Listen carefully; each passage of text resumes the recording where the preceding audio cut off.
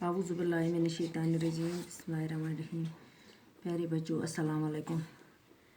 آج چھِ أسۍ کَرٕنۍ یِم اِثار کا جذبہ اَمِکۍ چھِ اَسہِ سوالات کَرٕنۍ. گۄڈُک سوال چھُس اس کہانی کا سب سے اہم کردار کون ہے؟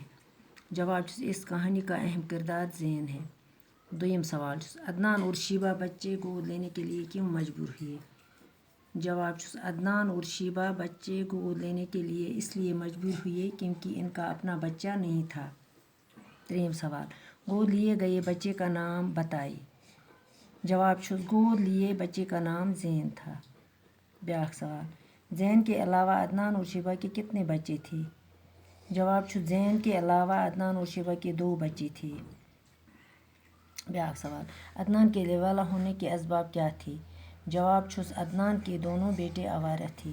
عدنان نے انہیں اپنے کاروبار میں لگانے کی کوشش کی لیکن وہ کاروبار میں بھی اپنے باپ کی مدد نہ کر سکے، اس لیے حصہ داروں نے بھی آہستہ آہستہ اپنے قبضے میں کیا. نتیجہ یہ ہوا کہ کچھ مدت کے بعد عدنان دیوالا ہو گیا. بیٛاکھ سوال عدنان کی بیماری کے بارے میں ڈاکٹر نے کیا بتایا؟ جواب چھُس عدنان کی بیماری کے بارے میں ڈاکٹر نے یہ کہا کہ اس کے دونوں گردے ناکار ہو گئے ہیں. باقی بس.